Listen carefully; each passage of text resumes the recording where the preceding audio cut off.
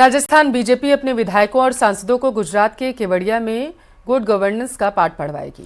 Conference भाग लेने के लिए प्रदेश के लगभग सभी सांसद और विधायक गुजरात पहुंच गए हैं, लेकिन विपक्ष प्रशिक्षण के बहाने बीजेपी पर हमला बोल रहा है। सरकार से जवाब मांगा जा रहा कि आखिर विधायकों और सांसदों को गुजरात में ऐसा क्या सिखाया जाएगा जो राजस्थान में नहीं हो सकता।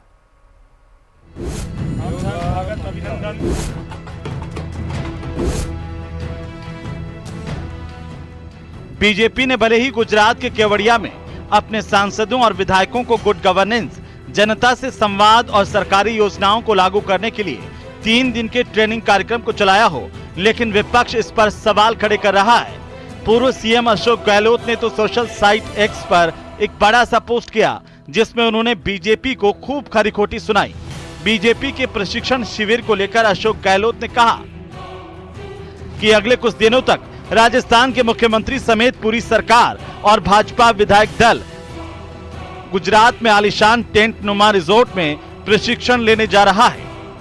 ऐसा पहली बार देखा जा रहा है जब सरकार बने 1.5 साल होने के बाद प्रशिक्षण दिया जा रहा है। क्या भाजपा हाईकमान को लगता है कि 1.5 साल में राजस्थान की सरकार विफल हो चुकी है, इसीलिए प्रशिक्षण देने की आवश्यकता है? इस प्रशिक्षण में ऐसा क्या होगा जो राजस्थान में नहीं किया जा सकता? जब हमारी सरकार के दौरान अंतर्राष्ट्रीय आयोजन G20 की बैठक जयपुर, उदयपुर आदि शहरों में हुई, तो भाजपा के मुख्यमंत्री और विधायकों का प्रशिक्षण राजस्थान के बाहर करवाने की नौबत क्यों आई? जब राज्य की जनता बिगड़ चुकी कानून व्यवस्था, गर्मी में पानी और बिजली की कमी, चिकित्सा सुविधाओं के बंटाधार से त्राहिमाम कर रही है, तब भाजपा की पूरी सरकार मौज मस्ती के लिए गुजरात में है। राजस्थान की जनता इसे याद रखेगी। मेरा कोई मानसिक संतुलन नहीं बिगड़ा है। मैं मुख्यमंत्री जी को, प्रधानमंत्री मोदी जी को विश्वास दिलाता हूँ, मेरा मानसिक संतुलन बिल्कुल नहीं बिगड़ा है। बल्कि गांधी जी ने तो कहा था कि मैं 125 साल जिंदा रहना चाहता हूँ। गांधी जी ने कहा था मैं 125 साल जिंदा रहना चाहता हूँ सेवा करने के लिए, और मैं कह रहा हूँ मैं कम से कम 100 साल जिंदा रहना चाहता हूँ राजस्थान प्रदेश वासियों की सेवा करने के लिए। जिसकी भावना इतनी बड़ी हो कि मुझे 100 साल तक सेवा करनी है, उसका मानसिक संतुलन हमेशा कायम रहेगा। ये मेरा कहना है मुख्यमंत्री भजनलाल जी को। सर, गृह मंत्रालय ने एडवाइजरी जारी। इतना ही नहीं, बीजेपी विधायक और सांसदों के प्रशिक्षण शिविर पर कांग्रेस के प्रदेशाध्यक्ष गोविंद सिंह डोटासरा ने भी तंज कसा। डोटासरा ने कहा कि बीजेपी का जो गुजरात मॉडल है वह जनता के हित का नहीं है। लेकिन जो हम देख रहे हैं इस 1.5 साल से, और जिस तरीके से रोजाना दुर्भावना पूर्वक लांछन लगाना, झूठ बोलना, हिंदू मुस्लिम करना, लोगों में नफरत फैलाना, ये जो बातें चल रही है, क्या इसी की ट्रेनिंग देंगे कि और ज्यादा तेज करो? बट ये भी ठीक बात है अगर वो कोई अच्छे संस्कार वहां से लेके आए। लेकिन हमें शक इसलिए हो रहा है कि गुजरात में जो मॉडल है वो गुजरात का मॉडल जनता के लिए नहीं है। वो भारतीय जनता पार्टी की सत्ता कैसे बरकरार रहे, कैसे विपक्षी पार्टियों को खत्म किया जाए, कैसे कांग्रेस मुक्त और विपक्षी मुक्त जो है वो देश को बनाया जाए, ये मॉडल गुजरात से आया है और गुजरात में ही है शायद। अब विपक्ष पर हमला होगा जो जाहिर है, जवाब भी दिया जाएगा। सरकार के मुखिया भजनलाल ने गहलोत के आरोपों पर करारा जवाब दिया। मैं उनसे कहना चाहता हूं कि आपकी इस मानसिकता को ठीक प्रकार से करिए। आप अपने मानसिक संतुलन को खो बैठे हैं। एक ऐसा व्यक्ति जिसने इस भारत को बनाने में, श्रेष्ठ भारत बनाने में अपना पूरा जीवन लगा दिया, राजस्थान की रियासत नहीं, देश की रियासतों को एक करके उन्होंने एक श्रेष्ठ भारत बनाने का काम किया। वहीं पूर्व नेता प्रतिपक्ष राजेंद्र राठौड़ ने पलटवार करते हुए कहा कि गहलोत साहब भूल गए हैं कि बाड़ाबंदी और प्रशिक्षण शिविर में क्या अंतर है। बाड़ाबंदी और प्रशिक्षण में क्या फर्क है? बाड़ाबंदी संगीनों के पैरों में हुई थी जब गहलोत सरकार अल्पमत में आ गई थी। उनके खुद की सरकार के उप मुख्यमंत्री उनको चेतावनी दे रहे थे, और ये प्रशिक्षण है।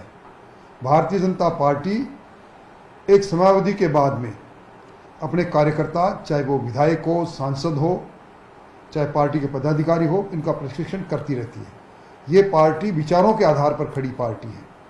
हम एक मिशन के साथ काम करने वाले लोग हैं। हमारे मिशन में कितने मिशन तक हम पहुँचे, हमारी विचारधारा के आधार पर निर्णय कितने हमने किए, कितने और करने हैं। हम सुचिता की राजनीति करने वाले लोग हैं। राजस्थान के बीजेपी सांसद और विधायक गुजरात पहुंच गए हैं। सुशासन की पाठशाला में लोकसभा सांसद, राज्यसभा सांसद और विधायकों को 3 दिन की गुड गवर्नेंस की ट्रेनिंग बीजेपी देगी। सुशासन की पाठशाला में लोकसभा सांसदों, राज्यसभा सांसदों और विधायकों को 3 दिन के गुड गवर्नेंस की ट्रेनिंग दी जाएगी। लेकिन विपक्ष अलग अलग तरीकों से सरकार की इस कोशिश पर सवाल खड़े कर रहा है। Bureau report, news 18 Rajasthan. Pakistan से तनाव के बीच राज्यों के निर्देश को लेकर एक बड़ी खबर सामने आई है। गृह मंत्रालय ने कुछ राज्यों को निर्देश दिए हैं, जैसे राजस्थान, जम्मू कश्मीर, पंजाब और गुजरात में मॉक ड्रिल होगी। दरअसल एमएचओ ने 7 मई को मॉक ड्रिल करने का निर्देश दिया। हवाई हमले की चेतावनी देने वाले सायरन की ड्रिल करने का निर्देश दिया गया। हमले के समय अपनी सुरक्षा करने का अभ्यास इसमें सिखाया जाएगा। तो बड़ी खबर इस वक्त की है, पाकिस्तान से तनाव के बीच हर बार जब बड़ी बैठक होती है तो हर बैठक के बाद बड़े फैसले लिए जाते हैं। कल घंटों की बैठक के बाद मॉक ड्रिल का फैसला लिया गया। एमएचए की तरफ से यह बड़ी खबर निकल कर आई कि सभी राज्य और केंद्र शासित प्रदेशों को 7 मई को मॉक ड्रिल किया जाएगा। मॉक ड्रिल का मतलब है कि हमले के समय आप अपना बचाव कैसे करें। दरअसल जब हवाई हमला होता है तो उस दौरान सायरन की आवाज़ आती है और यही वजह है कि 7 मई को जब मॉक ड्रिल किया जाएगा तो हवाई सायरन जो है वो राज्यों के ऊपर से करते हुए हेलीकॉप्टर्स निकलेंगे, सायरन बजाया जाएगा और इसमें लोगों को ये समझाया जाएगा कि जब हवाई हमला दुश्मन देश करता है तो उस दौरान किस तरीके के सायरन की आवाज़ आती है और कैसे आपको सुरक्षित रहना है, सुरक्षित स्थानों पर जाना है। और ये दिन चुना गया है 7 मई का, यानी कि कल का। कल मॉक ड्रिल होगी। गृह मंत्रालय ने सभी राज्यों को निर्देश भेज दिए हैं। एहतियात के तौर पर सभी सुरक्षा के इंतजाम करने की सलाह भी राज्यों को दे दी गई है। मॉक ड्रिल में क्या क्या कदम उठाए जाएंगे वो भी आपको बता रहे हैं। पहले तो हवाई हमले यानी कि अगर एयर रेड चेतावनी सायरन को सक्रिय किया जाएगा। आम नागरिकों, छात्रों आदि को प्रशिक्षित किया जाएगा ताकि अगर किसी तरह का हमला हो जाए तो वो खुद को कैसे सेफ यानी सुरक्षित रखें। तीसरा, ब्लैकआउट की व्यवस्था की जाएगी, यानी जरूरत पड़ने पर बिजली बंद कर दी जाए ताकि दुश्मन को कोई लक्ष्य ना दिखाई दे। और महत्वपूर्ण कारखानों और ठिकानों को छिपाने की जल्द व्यवस्था की जाएगी। निकासी योजना को अपडेट किया जाएगा और उसका अभ्यास यानी रिहर्सल भी कराया जाएगा। तो नागरिकों की सुरक्षा से संबंधित ये मॉक ड्रिल बेहद असामान्य कदम होता है। 1971 की जब लड़ाई हुई थी तब इस तरह का एक्शन लिया गया था, लेकिन क्योंकि तनाव है और पहलगाम में जिस तरह से आतंकी घटना घटी उसके बाद ये बड़े फैसले सरकार की तरफ से लिए जा रहे हैं। और वहीं पहलगाम में आतंकी हमले के बाद से सरकार फुल एक्शन मोड में है। सोमवार को पीएमओ में ताबड़तोड़ बैठकों का दौर चला। एनएसए अजीत डोभाल पीएम मोदी से मुलाकात करते नजर आए। गृह सचिव और रक्षा सचिव ने भी प्रधानमंत्री से मुलाकात की। उच्च स्तरीय बैठकों के जरिए जमीनी हालातों पर चर्चा की गई। जमीनी हालात आखिर कैसे हैं, कितने तैयार हैं, इसको लेकर के विचार विमर्श जो है बैठक में किया गया। एनएसए अजीत डोभाल पीएम से मुलाकात करते हुए बीते दिन नजर आए थे। उसके पहले आपने देखा था नौसेना अध्यक्ष भी मुलाकात किए थे, जहां घंटों की बैठक हुई थी प्रधानमंत्री नरेंद्र मोदी के साथ। फिर थल सेना के अध्यक्ष मुलाकात किए प्रधानमंत्री नरेंद्र मोदी के साथ। कल एमएचए में बड़ी बैठक हुई। फिर उसके बाद एनएसए अजीत डोभाल मुलाकात किए। जमीनी हकीकत क्या है वो सारी जानकारियां प्रधानमंत्री को पहुंचाई गई।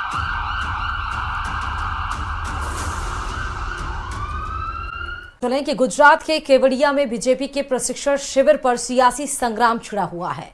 दरअसल अशोक गहलोत द्वारा बीजेपी के प्रशिक्षण शिविर को लेकर सोशल मीडिया पर एक पोस्ट किया गया, जिसके बाद सीएम भजनलाल ने कहा कि अशोक गहलोत मानसिक संतुलन अपना खो बैठे हैं। वहीं राजस्थान के पूर्व मुख्यमंत्री अशोक गहलोत ने सीएम भजनलाल के पलटवार के स्टेटमेंट पर पलटवार किया और कहा कि उनका कोई मानसिक संतुलन नहीं बिगड़ा है। सुनिए जरा क्या कुछ कहा है उन्होंने। मैं उनसे कहना चाहता हूं कि आपकी इस मानसिकता को ठीक प्रकार से करिए। आप अपने मानसिक संतुलन को खो बैठे हैं। एक ऐसा व्यक्ति जिसने इस भारत को बनाने में, श्रेष्ठ भारत बनाने में अपना पूरा जीवन लगा दिया। राजस्थान की रियासत नहीं, देश की रियासतों को एक करके उन्होंने एक श्रेष्ठ भारत बनाने का काम किया। मेरा कोई मानसिक संतुलन नहीं बिगड़ा है। मैं मुख्यमंत्री जी को, प्रधानमंत्री मोदी जी को विश्वास दिलाता हूँ, मेरा मानसिक संतुलन बिल्कुल नहीं बिगड़ा है। बल्कि गांधी जी ने तो कहा था कि मैं 125 साल जिंदा रहना चाहता हूँ। गांधी जी ने कहा था मैं 125 साल जिंदा रहना चाहता हूँ सेवा करने के लिए, और मैं कह रहा हूँ मैं कम से कम 100 साल जिंदा रहना चाहता हूँ राजस्थान प्रदेशवासियों की सेवा करने के लिए। जिसकी भावना इतनी बड़ी हो कि मुझे 100 साल तक सेवा करनी है, उसका मानसिक संतुलन हमेशा कायम रहेगा। ये मेरा कहना है मुख्यमंत्री भजन लाल जी को। और अब बात अलवर से खबर की, जहां लक्ष्मणगढ़ डीएसपी कार्यालय में तैनात एक रीडर का ऑडियो सोशल मीडिया पर जमकर वायरल हो रहा है। रीडर SC/ST एक्ट में राजीनामे के बाद FIR लगाने के नाम पर बताया जा रहा है कि 2 लाख रुपए मांगते सुनाई दे रहा है। वायरल ऑडियो में सिपाही का कह रहा है कि डरने की कोई जरूरत नहीं है, यह मेरी गारंटी है। और उधर SP के आदेश पर रीडर ASI नरेंद्र को 5 दिन पहले लक्ष्मणगढ़ से हटाकर पुलिस लाइन भेज दिया गया। मामले की जांच फिलहाल की जा रही है।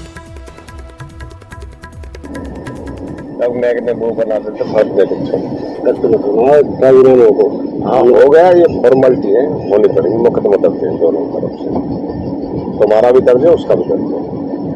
चाहे तो हाथ में इनका लगा लगा कुछ नक्की करो, हमको अरे तो कहते फॉर्मेलिटी करनी पड़ेगी मुकदमा में, ये मेरी गारंटी है कुछ भी नहीं होगा। ठीक, अगली फॉर्मेलिटी पूरी करनी। आप विश्वास ये तो होगा माने कर हो जाएगा, तेरा FIR लग जाएगी। अब सीधे घर की बात है तो पैसा का इंतजाम कर लो, वैसे दे दो, ये पकड़ो सब, ठीक है। मैंने पता तो लाख ये लाख ले होगा, घर का यार तुमको यही तो है ना, भूखे नंगे हो, बेकारी हो, बेकार ना तो ऐसे कोई अपन देखे रहो ना, बहुत बड़ा साहब जब नाटक बदल ये मुकदमों पर हो जाए, ये रजिस्टर्ड ऑफिसर होता है और 332 दिन तेरे पर हाई कोर्ट से जमानत ये कम नहीं है। FIR लगवाने के बाद कितने दिन में ये बता दो, डेट तक माने कर कोशिश बोलिए, तो माने कर, मेरी गारंटी FIR लग जाएगी और डरने की जरूरत नहीं। फिर मैं तुम बता दो, मैं तुम्हारे ऊपर विश्वास करूँगा, फिर मैं कह रहा हूँ तेरे से डरने की जरूरत नहीं। आज ही आ जाओ, जब महेंद्र से बात कर लो, कल तू ही कर ले, सब मैं कर लूँ, बात है मैं कर लूँगा, तू कर ले तो मैं कर लूँ, बात है महेंद्र से बात करके मैं आ रहा हूँ। तुमने कराया उसमें एक दिन कोर्ट में जाना पड़ेगा, सर ने कोई कार्रवाई नहीं चाहता, ठीक है। वो उसने कराया, वो एक कोर्ट में जाएगा, सर ने कोई कार्रवाई नहीं चाहता, ठीक है। जिंदल साहब को सीनियर पीछे में थे, लखनऊ में इसलिए बर्बाद हो, ये मेरी गारंटी देगी। एक ऑडियो जो है, जो वीडियो की वजह से बनाया गया है, वो एक सामने आया है, जिसकी फर्स्ट जो है वो कॉग्निजेंस लेते हुए जिस पर्सन की सस्पेक्टेड आवाज है उसको हमने लाइन हाजिर किया है, और बाकी उस पूरे मामले की जांच जारी है, उसकी सत्यता क्या है और किस तरीके से उसके अंदर जो चीज है वो मूव होना है।